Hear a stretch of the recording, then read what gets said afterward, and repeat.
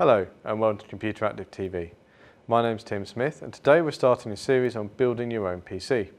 But don't worry, you won't need a screwdriver just yet, because for this video we're going to talk through all the different components you'll need to buy. We're aiming to make a reasonably middle of the road PC here.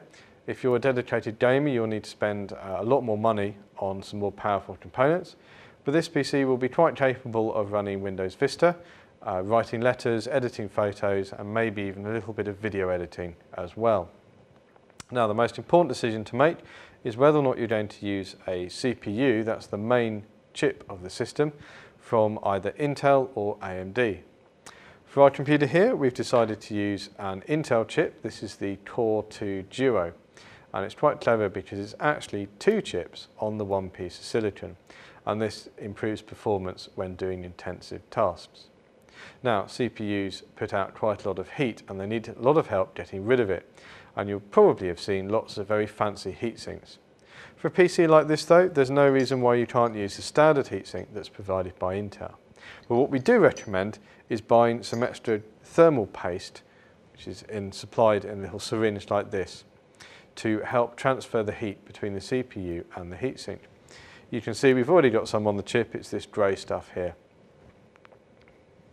Once you've decided on your CPU, you can then look for a motherboard, and this is the part that everything else in the computer plugs into. We've decided to use a relatively small board here. The advantage of using a board like this is that you can then get a much smaller case, and as most motherboards have all the features built in that you used to need to buy separate cards for, there's no reason why this will be any lacking over a bigger motherboard. You can see here we've got our audio outputs, some USB, FireWire, more USB with a networking socket, and also a graphic output for a monitor, and an old style PS2 keyboard and mouse as well. Now, backing up the CPU, you will need some memory. Now, memory is supplied on boards such as this, and you have to buy two at the same time. Now, this isn't a clever sales trick to make you part with more of your hard-earned money. This is because it uses both boards at the same time to improve performance. You'll need something to put all of your files and the operating system on, and this is done on the hard disk.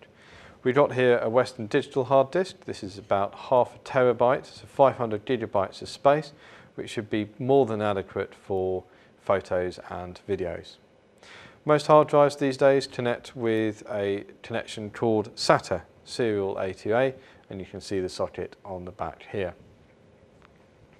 In order to get something onto your computer and to install an operating system, you'll need an optical drive, and that's one of these things here. See, it's a lot bigger and it fits on the case so you can actually get the disk in. Now, the one that we've chosen here also uses SATA to connect to the motherboard, but some older ones will use parallel ATA, which is a much wider cable with 40 pins on it. If you can get a SATA one, it's a good idea because the wiring is much easier to route around the case to improve cooling. Now, although our motherboard already has a graphical output here, we've decided to buy a separate graphics card that we can plug into this long blue slot here. There are various reasons for wanting to do this. You might want better performance for a bit of occasional gaming, but one big advantage to this card here is it's actually got two video outputs, so you can use two monitors at the same time. Don't worry about the fact that these are both the white DVI outputs. If you've got a monitor that uses the old blue VGA socket, you can get adapters that connect in the back of the graphics card. Now, though we've got wired networking, wired isn't always that convenient, especially if you don't want to put the PC in the same room as a wireless router. So for that reason, we've decided to put in a wireless card. Now, you can get USB cards, and they're quite convenient if you're upgrading a present PC or a notebook. But if you're putting the PC together from scratch, it's much better to put everything in the case from the beginning. And we've got here a Linksys Draft N card. So that will have the best range and performance compared to the old wireless standards of B and G. You see here on the back that it's got sockets for 3 areas.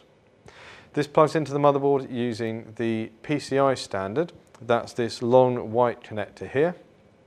PCI is gradually being phased out, but it's rare to see a motherboard without them, and there are still lots of cards around that use this standard. Finally, a little bit of relaxation at the end of some hard work. We've decided to add a TV card to our computer. Now, because we've already used up the PCI slot inside the computer, we're going to use the newer standard, which is called PCI Express. And you see here it's much shorter, although bizarrely it actually offers better performance. There's also 2 slots here in the computer.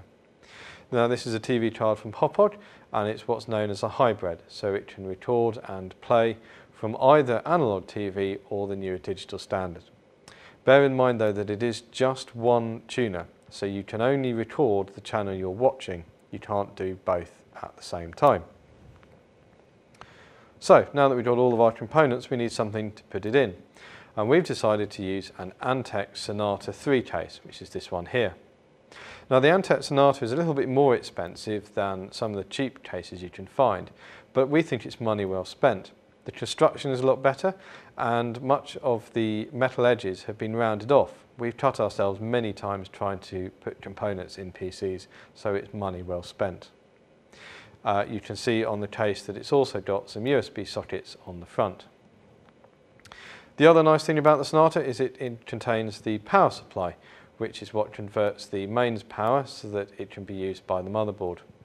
The one in the Sonata is rated to 500 watts, which should be more than adequate for this middle-of-the-range PC we've got here. If you're planning on doing gaming and are going to install a more powerful graphics card, you may need to buy a more powerful power supply. So you need to check the system requirements on the side of the graphics card box before you buy the power supply. Well, there we are. You can follow the feature on building your own PC using the address that's printed below. And in subsequent videos, we'll be looking at how to put all of these pieces together and then making it into a working computer. This has been Tim Smith for Computeractive Hints and Tips.